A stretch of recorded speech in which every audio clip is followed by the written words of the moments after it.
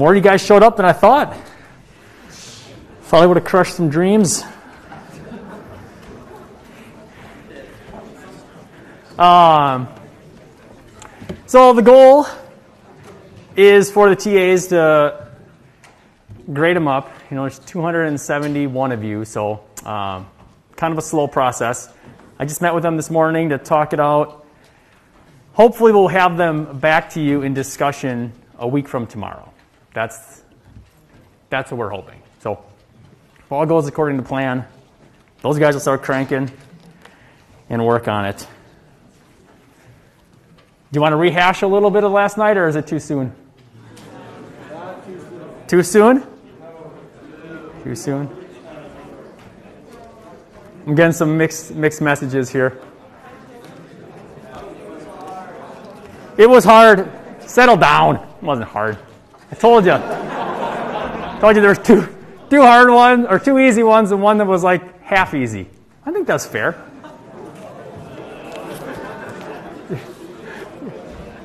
Okay. Either way,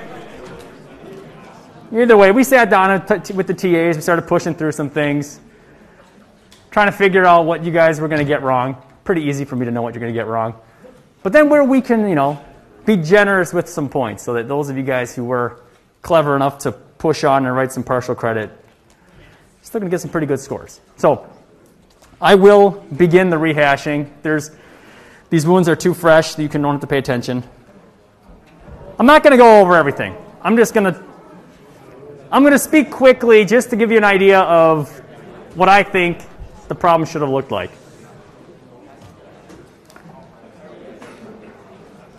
All right. Settle down. So the first one, boxes on some pulleys. Hopefully you wrote a rope equation that related the displacement of box B to box A. If you got that, you're well on your way. So you could relate the displacements. You could take a derivative. You could relate the velocities, which was important because you know that this box is already moving, so that this box has an initial velocity as well, but as this goes down the hill, this goes the other way, right? So you would have known that this had some initial velocity, and its direction would have told you that I need to put that kinetic friction force in the opposite direction. And the other word I said that it was kinetic friction because it's already sliding. So you didn't have to worry about this static friction coefficient that was in there. You just jump right to the kinetic. So that rope equation was really the crux of the problem. If you could connect the two accelerations and the velocities, then the rest was drawing two separate free body diagrams, right? Draw a free body diagram for box B. You've got a normal, a friction, a weight, and three tensions up in the cable. Free body diagram for box A. If you were clever, you probably rotated this one's coordinate system, probably left this one's coordinate system unrotated. Save yourself some trouble. Then you're solving on all for the different unknowns. So two free body diagrams, four sum of forces equations, and a rope equation that ties it all together. So for the record, that was one of the easy ones. Yes.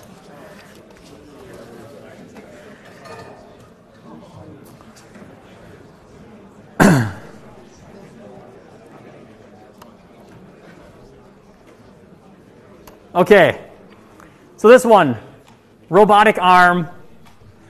Now we've got this curvilinear motion. You got to think, I need to figure out something about speed and angular velocity. Like, oh, I'm in trouble. And I got to figure out some forces. So kind of two different things to tackle, and your brain's got to start kind of working here. First, I'm given a whole bunch of stuff in terms of L dot, L double dot, theta, theta double dot. Hopefully we've launched into polar coordinates. So you got like the first part of this going in the right direction. But here, what we have, theta double dot is equal to 4 theta. I've got acceleration as a function of position. I need to get velocity. How do we get velocity then? We use the chain rule. So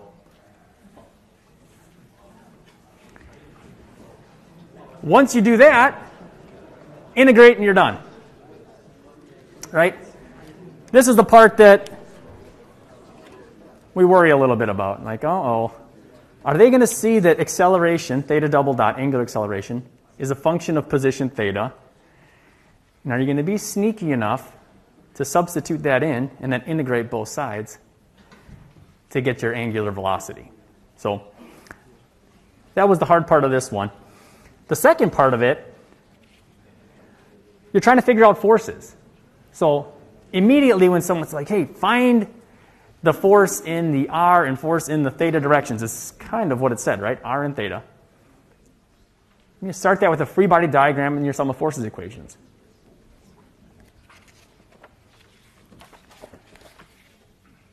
So if you drew your free body diagram, what's acting on that ball? A force in the radial, a force in theta. Those are what you're trying to find in mg.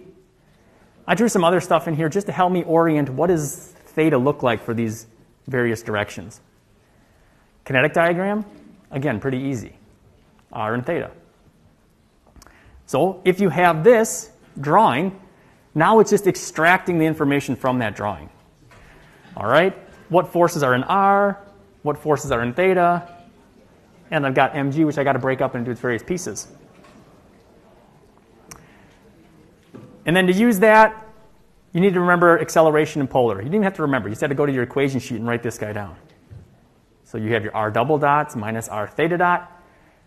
That theta dot, if you didn't do part A right, there was no way to get a numerical answer for part B for theta dot here. That doesn't mean you cannot still progress, right? So if you did stumble early, you can continue, but you're just understanding that, you know what, I'm not going to have a number for this. So you can either make one up, theta dot is 10, or solve it symbolically and leave that, knowing that, hey, I failed on the first part, but give me as many points as possible. I'm going to keep this train rolling because I still understand I need that for the second part.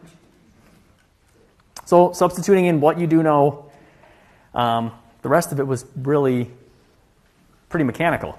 You just plug in sum of forces in the various directions and you get out there the resultant forces. So the tricky part of that second one, in my opinion, was getting that angular velocity. You had to understand that you had acceleration as a function of position. Third one should have been super easy because it was something you did in discussion. Almost, right?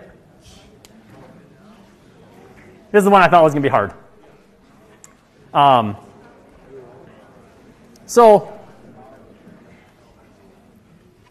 for this problem, I added a part A to hopefully give you some free points. So part A was find the tension in the rope at the initial configuration. So initially, this guy hanging down just like that. But you got to remember this got some velocity. So if you wrote T is equal to mg, you're going to lose some points, right? You had to say that, hey, this is moving in the tangential direction. The acceleration, v squared over rho. So this was put in there to give you a lot of free points. Hopefully you got them.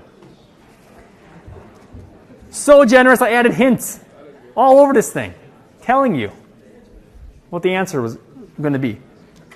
So one of your hints for the second part where you had to figure out theta as a your theta max was to write a rope equation. So that's the thing. That's the same rope equation that we did, I believe, in discussion. So your radius of curvature was the length of the whole rope at the point, and you had some initial length plus some arc length, r times theta. So between this and part A, we're trying to pad the stats a little bit, give you something easy to work on. Part B, I got to find theta max.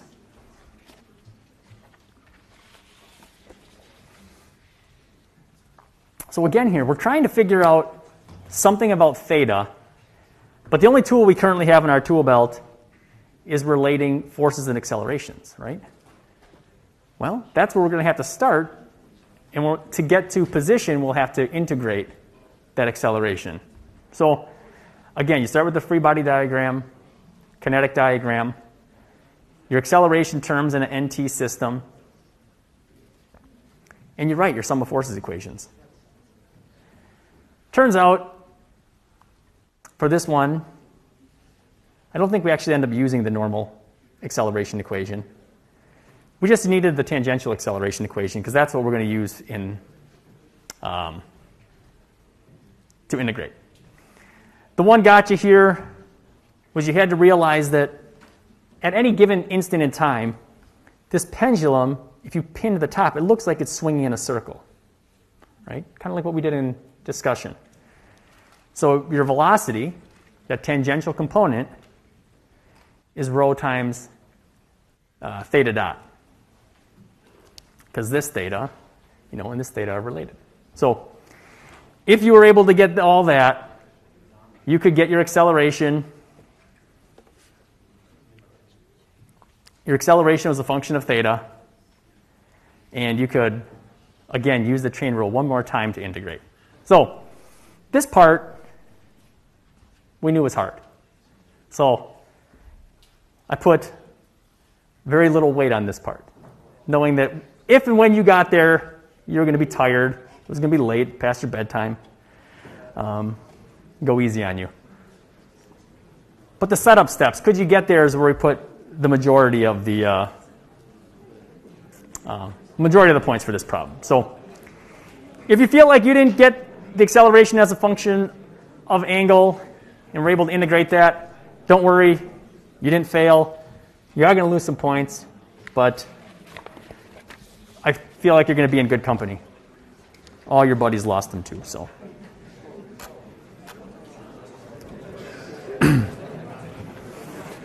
Okay. So we'll find out how bad or how good you did on Tuesday or next Wednesday. The one thing I do ask is, please don't email me telling me how bad you did until you're holding the exam and you know how bad you did. Right? These TAs may be more generous than you think, and you might have done pretty well. Who knows? You might surprise yourself.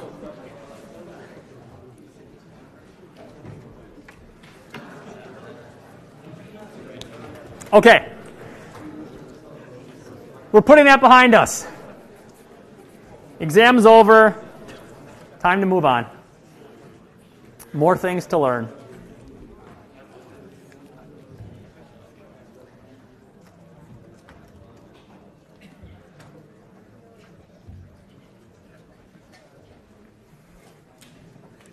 All right, so on to a new chapter. And all those exam questions that were hard would have been easy to solve with what we're teaching you in Chapter 4 now. So Newton's second law is driving everything that we do in this class. Sum of forces equal mass times acceleration. Last chapter, we drew free body diagrams for the forces. We figured out clever ways to get acceleration in various coordinate systems, x, y, and t, polar. Now we're going to look at kind of a shortcut technique to what we're doing here. It's called the work energy principle. So the work energy principle, we start with F equals ma, just like we always have. But then what we're going to do is we're going to integrate this over the path the particle travels. So maybe I've got some particle, and it's moving in this path, and it's got some forces acting on it. This is my little path here, dr. So what we're going to do is we're going to take the integral of our force equals mass times acceleration over this path. And we're going to look at it at different states along the way. So maybe I started here at state 1, and I've moved up to state 2. So we're going to have the integral between states 1 and 2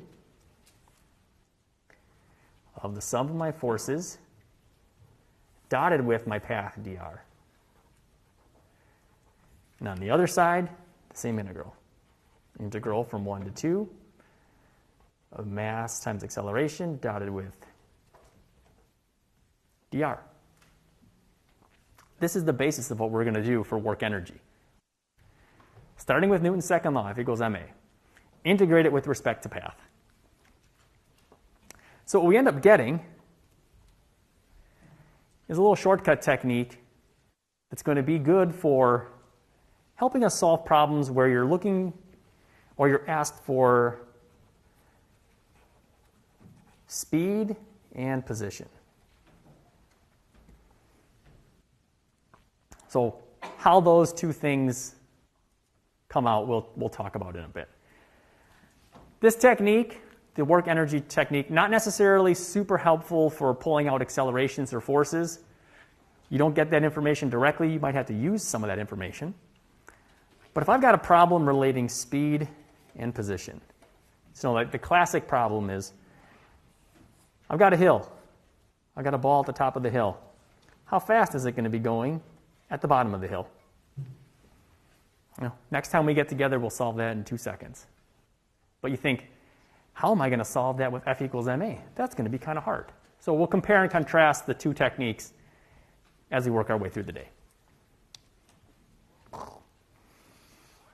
All right, there's a lot of confusing notes here.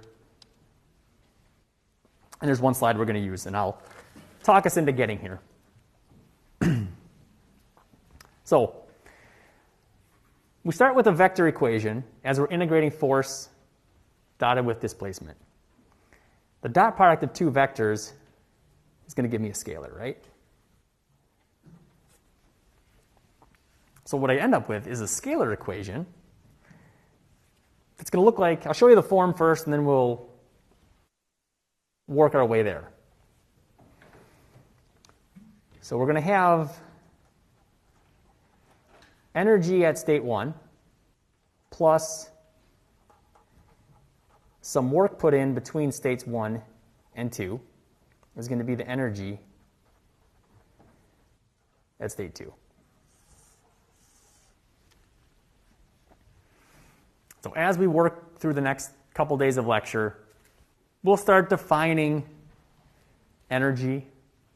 So we'll have a kinetic energy, things that are moving, so have some velocity or some rotational piece later on. We'll have potential energy. Those of you guys who took physics in high school, you kind of remember potential energy. Okay.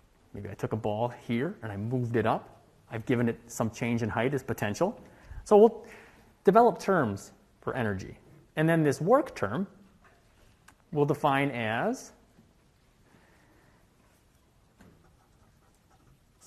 the left-hand side of our equation already. So work, I go with a variable u between states 1 and 2 is equal to the integral of our external forces dotted with our displacements. So a couple things to think about when we're looking at our work equation. We've got force dotted with displacement. So force, a lot of times we're thinking newtons.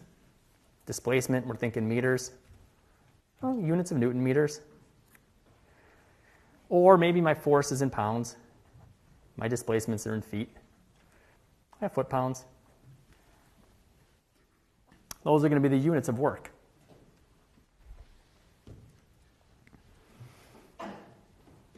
The other thing to think about is this dot product. So when you think of dot product between two vectors, maybe I've got 2i plus 4j dotted with 3i plus 1j. This is just thinking back to what dot product is. So for us, dot product, we multiply like terms, and then we add them together, right? So the dot product of 2i with 3i is just 6. The I vector dotted with itself goes to 1. Now if I took 2i dotted with 1j, 2 times 1, 2, but the I vector dotted with j, they're perpendicular.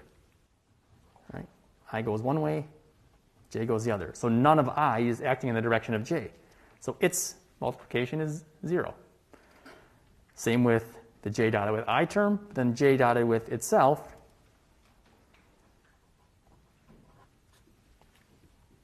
would be 4. 4 times 1, right? So dot product. I'm thinking of how much one vector is acting in the direction of another in that magnitude. So when I think of like what work should look like, the way I like to think of it is if I've got a train. Here's my train tracks. Here's my train.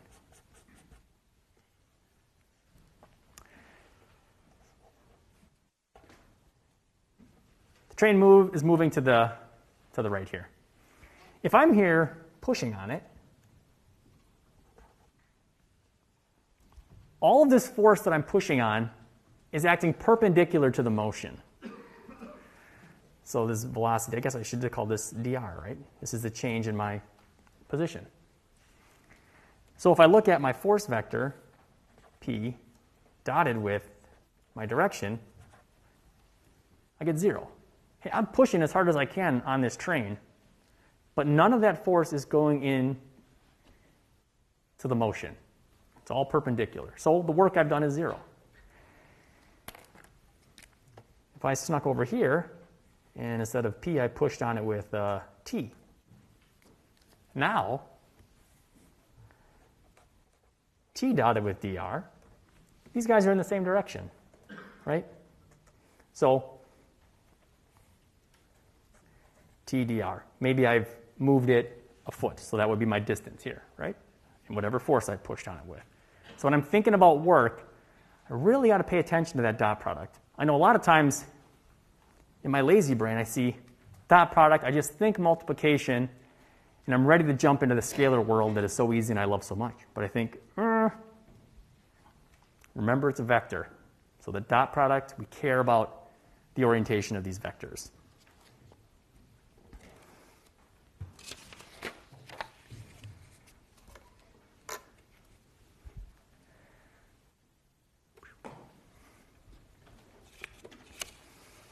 Okay, so we're starting with this equation, F equals ma, integrating it with respect or along the path. So we've already got the left-hand side. This is just our work. This is the left-hand side. The right-hand side needs some work. We got to figure out what the right-hand side is.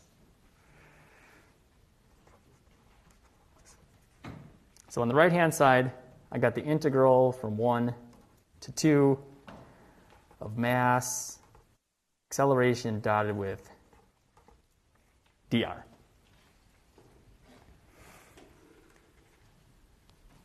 What this looks like, I think I'm going to call it less of a formal derivation and more of like a sleight of hand showing you what this is going to look like, okay? So my acceleration, we could write that time derivative of velocity. So we should be familiar with that. And we also have that our velocity is our time derivative of position. Okay, this is pretty close. So for this acceleration, we can substitute in dv dt. And then dr, if I rearrange this guy, I could get dr is equal to v dt. So that's how I'm going to set it up for now. I'm going to have the integral from 1 to 2 mass dv dt, and then v dt. So I've just substituted in for dr and a.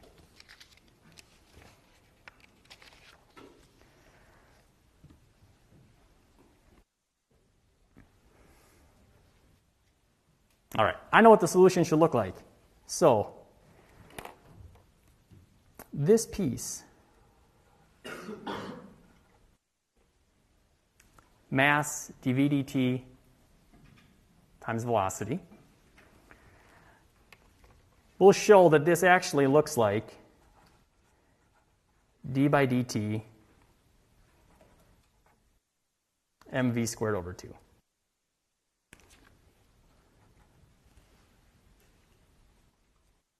This is what we'll spend the next 2 minutes trying to convince you that this is legit. So this is where I'm starting. D by dt. I'm going to rewrite my mv squared. So m over 2, that's going to be where it is. And then my v squared,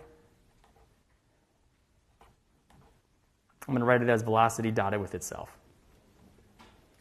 So I've taken vector dot product. It's going to become a scalar. It's going to become v squared.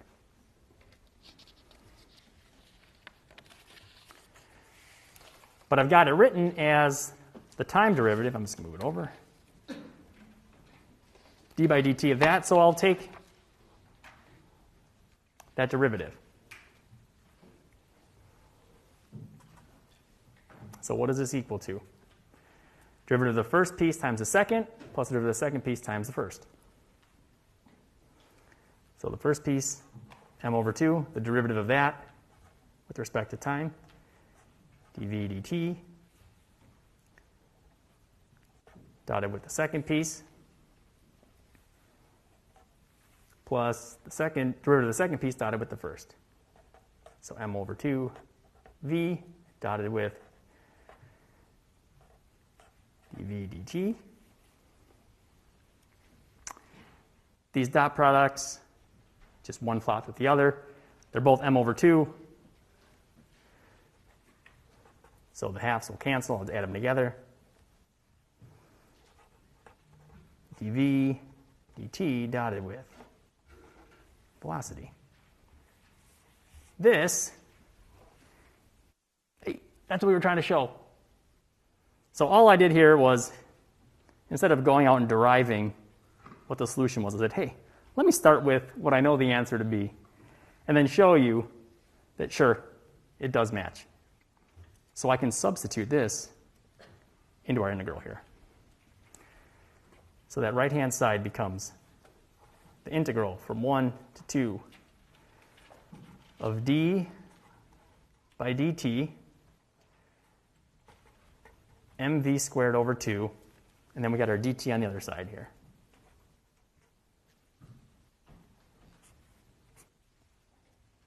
Cancel those two dt's. What am I left with? This is the integral of a derivative. So this is an exact integral. So all I need to do is take the function I have and plug in the endpoints. So I've got m, velocity at state 2, squared over 2, minus the first piece. M over 2, velocity at state 1, squared. This is the right-hand side of my equation. The left-hand side was work. So if we put them together,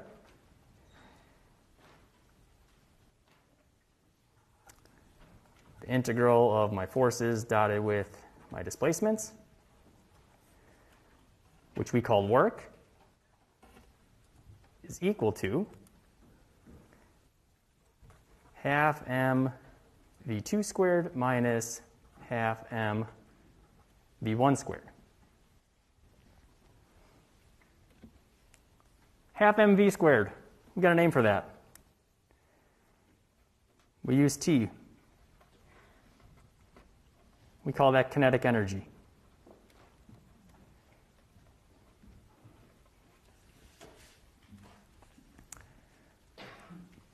So we can substitute this in. This is my kinetic energy at state 2 minus my kinetic energy at state 1.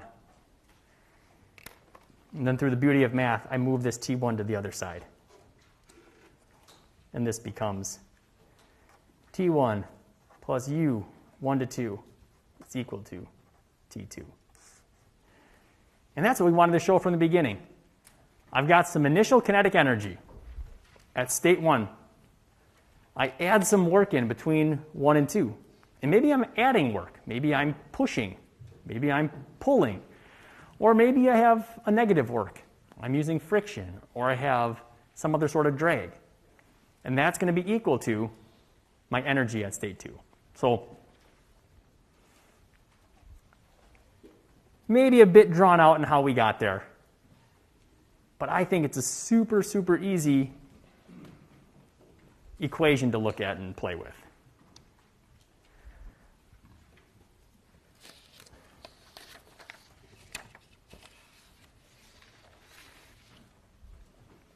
So really what you need to know from today, how do we apply this?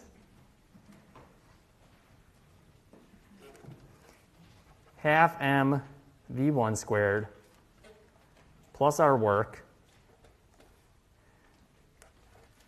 half m v2 squared.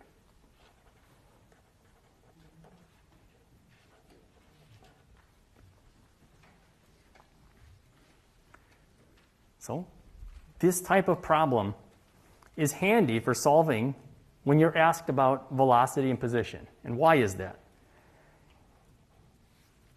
My kinetic energy terms have initial velocity, final velocity.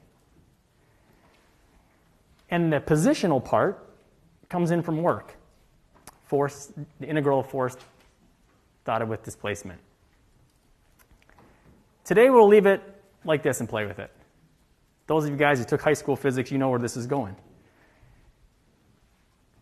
This is our kinetic energy.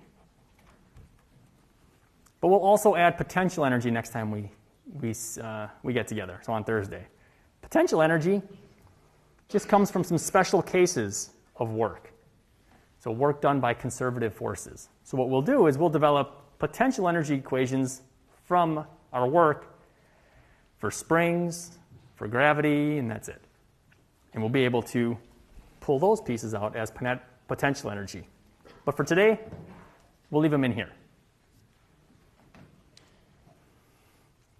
All right. I'm not going to do this example. It's in the book. So if you want to see it, go to the book. I will just do some other examples that I have.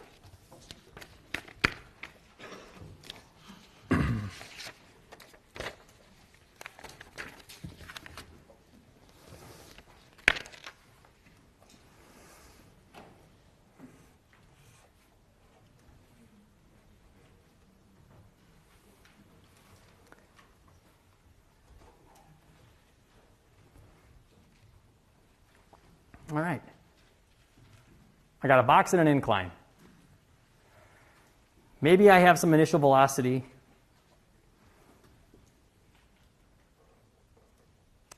V1. I want to figure out how fast it's going at the bottom of the hill.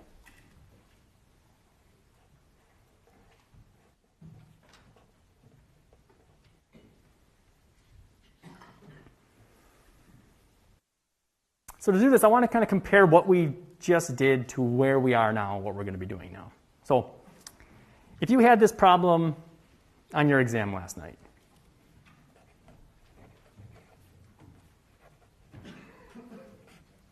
you draw free body diagrams and kinetic diagrams. You'd probably be sneaky. Rotate your coordinate system. We rotate so we know that the y acceleration in this case would be 0. All that acceleration would be in the x direction. But we'd have our block. We'd have a normal force. We'd have a frictional force opposing motion. mg, that's supposed to be vertical, going down.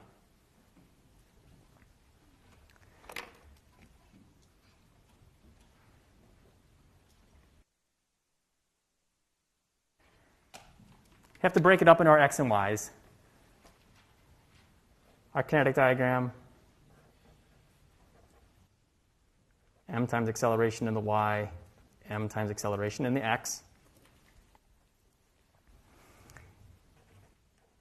You would write your sum of forces based on your kinetic diagram, right? So you're kind of like putting all these pieces together. Your y equation would tell us what our normal force was. Our normal force would help us with our friction.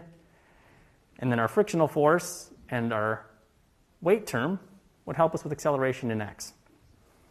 So what you'd get, so this would give us our normal force. This one would give us acceleration in the x.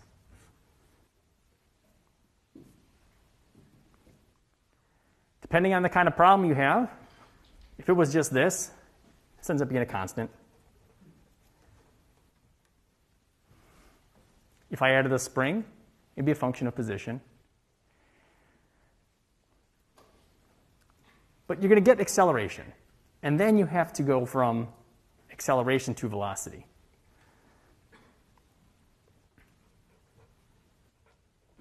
And you're going to integrate. Or in this case, we can use a constant acceleration equation.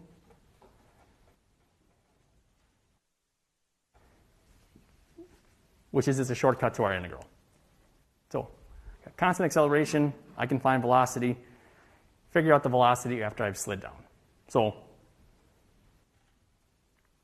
we already know how to do this, but new day, new strategy. How's our new strategy work?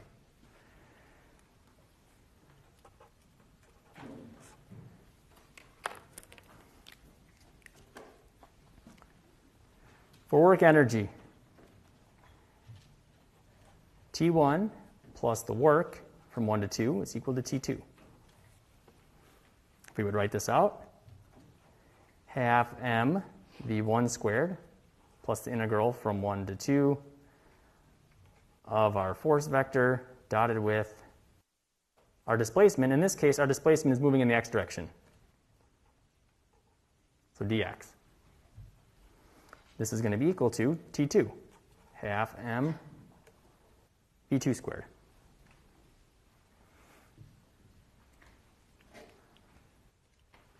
Maybe we were released from rest. If v1 was 0, hey, the T1 term completely drops out. In this case, it looks like I've drawn it with some initial velocity. So we'll have that coming along for the ride. v2 is what we're looking for. This work expression is the one that we need to figure out. So I need to take forces dotted with their displacement. Forces dotted with, all I got to do is write the forces vector, and I know what dx looks like. So my force vector, free body diagram. I can look at this and pull out these forces. So what do I have? I've got normal force in the j direction, minus the force of the friction in the I direction. And then I've got mg, which is a little bit of a troublemaker. So I've got its, we call this theta, I've got its cosine in the y and its sine in the x. But the x direction is positive, so positive mg sine theta I. And then the cosine leg is negative minus mg cos theta j. So I've written out my sum of forces. All those forces I had acting on this, right there. dx, that would just be dx in the I direction. All this displacement is happening down that slope. Well, if I do this dot product, f dotted with dx, I only need to care about the I components because all of I dotted with j, those are perpendicular. So those are going to fall out. I only need to keep the other two. So I'm left with minus the force of friction plus mg sine theta. And scalar. No vector quantity anymore because I dotted with I is equal to 1.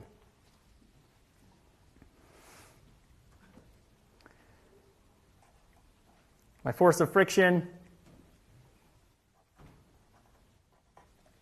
mu k times n, if I did sum of forces in the y direction, I would have got n is equal to mg cos theta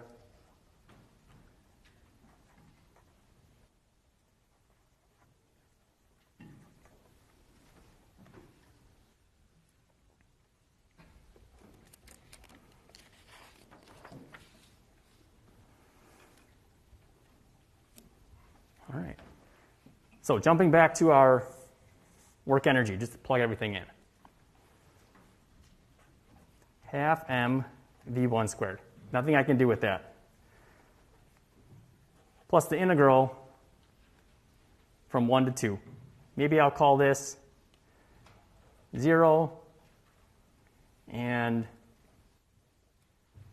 x final. How far have I moved down the slope?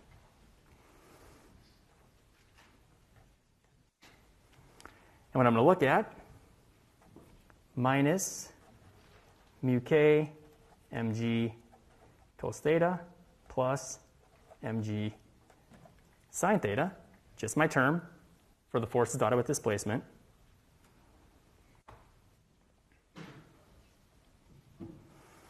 And, oh, I guess what I did lose is I lost the dx here. So my i's cancel, but I still have that dx variable.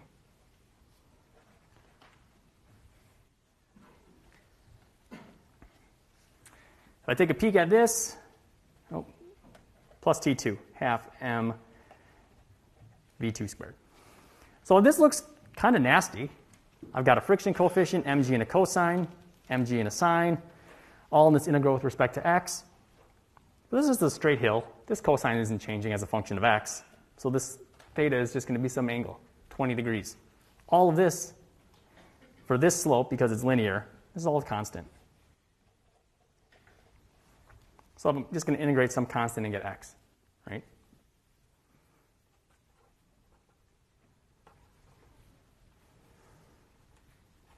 This constant is going to stay the same, uk mg cos theta plus mg sine theta, and then integral with respect to x, evaluate it at x final and 0.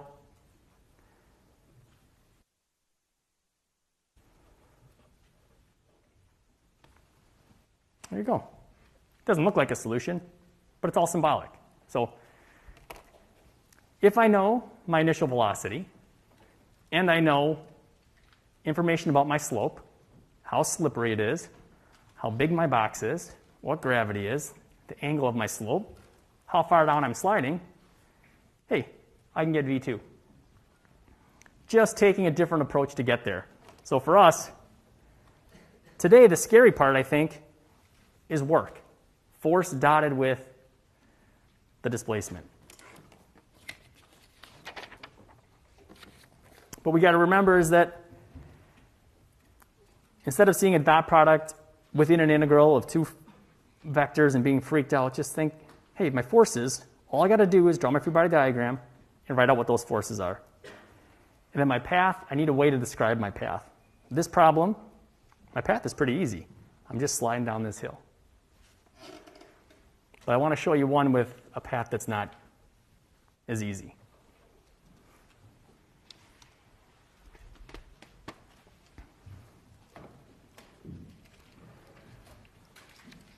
This problem is going to be super easy on Thursday,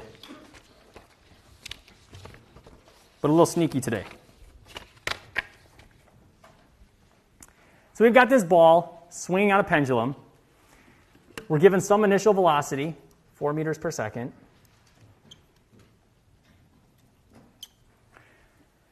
That's happening at theta equals 0, so the lowest point. It's got a mass of 30 kilograms. First step, draw a free body diagram. So draw an FBD so that we can write the work expression. Second step, way down here at the bottom, for a bonus point, use work energy to figure out the velocity, V2, at theta equals 20 degrees. So we can use work energy to set up what our velocity is at the second. So kind of two parts here. The second part's pretty easy. We want to find V2 at theta equals 20 degrees. But to get there, we're going to do step 1, FBD. Hey, work energy, I'm not writing sum of forces equations anymore. Why do I got to draw an FBD? Well, you got to draw an FBD because we need the forces acting on this ball to use in our work energy equation. So here's my ball. I've got mg from gravity pulling down on it.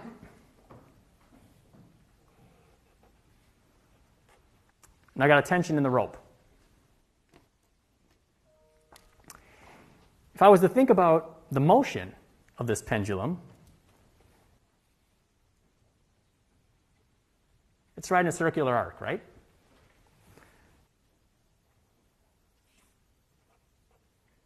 So I have an R direction and a theta direction. If you're an NT guy, go ahead, you can use NT too if you wanted. So here's my free body diagram. Step 1, I think we got it.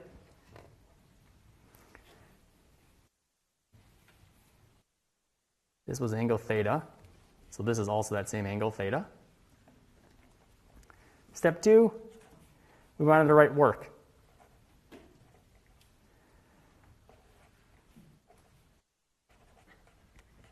So force is dotted with displacement. I did ds here for displacement instead of dr. I'm just moving a distance. I didn't want to say dr because I've got an r direction. So this is just my path. This path would be our arc length, right? So my sum of forces,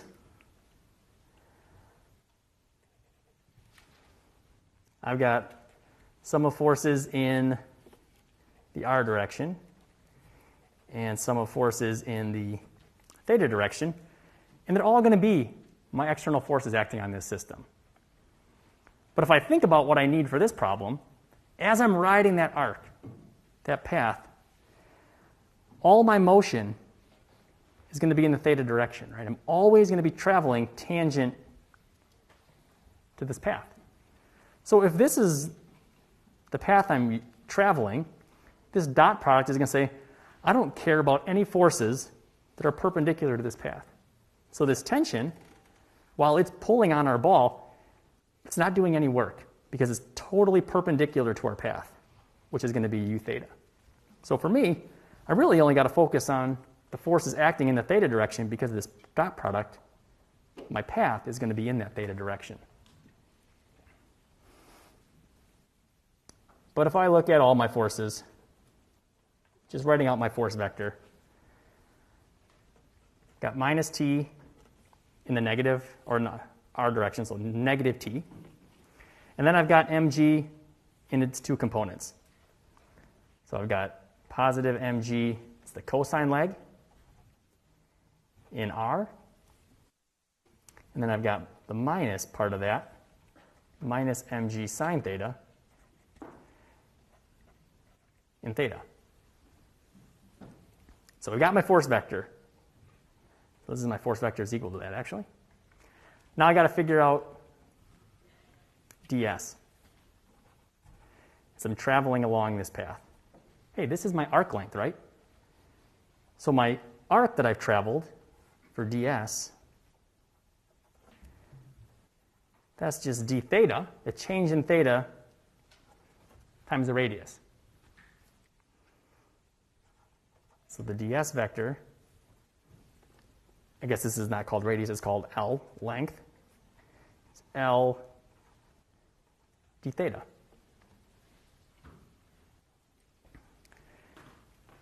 So this is L d theta in the u hat theta direction. So when I do this dot product, I only care about my forces acting in theta. Integral from 1 to 2 of just those forces. So minus mg sine theta dotted with ds, LD theta. And then, I guess we want to be U hat theta dotted with U hat theta goes to 1. So there's my work between those. Integrate those as a function of theta. That is the hard part of this problem. The rest of it, just some half mv squareds.